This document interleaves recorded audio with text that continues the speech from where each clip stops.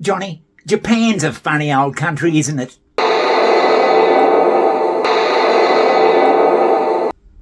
Oh yeah, Johnny, it's a funny old country. Did you know that Japan is 98.1% Japanese? Is that right? Yeah, Japanese. I mean, that's amazing in this day and age. I don't know what it's like in Europe, or the indigenous people of Europe say. I don't think it'd be that high. Oh, Jesus. And Jimmy Kimmel, the comedian or whatever you call him. Oh, Jimmy. Oh, we love Jimmy. We can't stand him. No, we don't like Jimmy at all.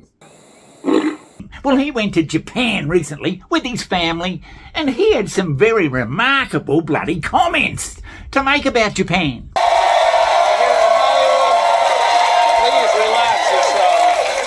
We are back to work after a week. I took my family to Japan this week, and I have to say, I'm still not sure how I feel about what happened over there. You know, here in America, we know we have our faults. We know we have areas for improvement. But overall, I think most of us believe that compared to the rest of the world, we're pretty buttoned up. Right? I know I did. I go to Europe, and there are dirt holes where plumbing is supposed to be, and I hold my breath, and I go, I'm glad I'm not one of these people. And then I go back home, right? But now, after traveling to Japan, I realize that this place, this USA we're always chanting about, is a filthy and disgusting country. Oh, Jimmy. We were in Japan for 7 days. Not only did I not encounter a single dirty bathroom, the bathrooms in Tokyo and Kyoto are cleaner than our operating rooms here. Yeah, he found the joint completely clean, Johnny. Clean and bloody crime-free. And it's not just the bathroom. There's no litter. People carry their own trash. There are no garbage cans in Tokyo. 30 years ago, some terrorists put some poisonous gas in some trash cans. They're like, okay, no more trash cans. Everybody clean up after yourselves. And guess what? They clean up after themselves. They bring their garbage to their houses.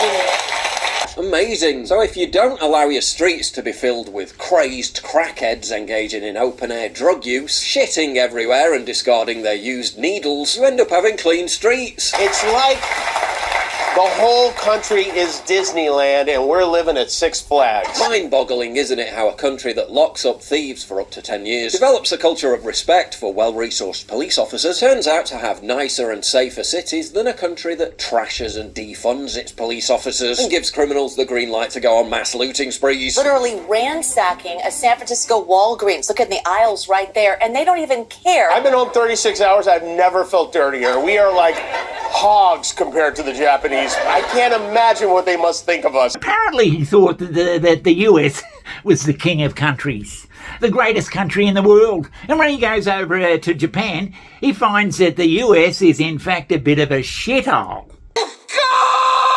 But Johnny, didn't the Trumpster, Donald Trump, didn't he call some countries overseas shitholes? And he called them actually shithole countries. And he got into all sorts of trouble. Yeah. But it seems Jimmy Kimmel, who is on the opposite political spectrum of Trump, he can't stand him, he can come back after a holiday in Japan and call his own country basically a shithole, and everybody laughs. But when Donald Trump says something like that, he's the biggest bastard in the world. Oh my fucking God! Is that what's going on? So, Johnny, what are you saying about Japan then? But back to Japan, Johnny, it does make you wonder what they've done differently to other countries around the world to keep themselves harmonious and relatively crime-free. France and England, well, I don't know what's happened over there recently. But things are changing in Japan, Johnny. They're in trouble, financial trouble, and they're taking steps to remedy that. Due to rapidly declining native birth rates, the East Asian country is already in the process of reversing course completely. Japan is entering an era of mass foreign immigration. In fact, it's already been happening for several years now. And at the end of last year, Japan announced crime had risen for the first time in 20 years. Just a coincidence, I'm sure. In one program alone, 820,000 migrants will be admitted, a doubling of the previously agreed number. The government says it wants to make efforts to realise an inclusive society. As an inclusive society. They call them skilled foreign visas that then admit they're for migrants to drive taxis, buses and trucks and work in factories.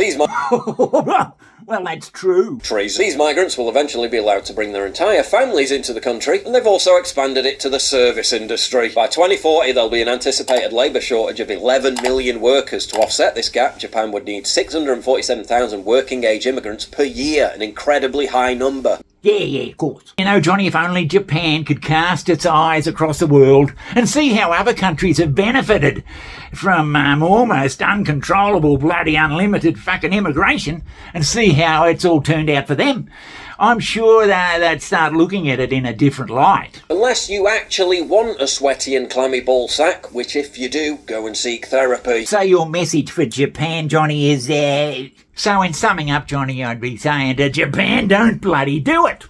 Jesus Christ. I mean, what else could you tell them?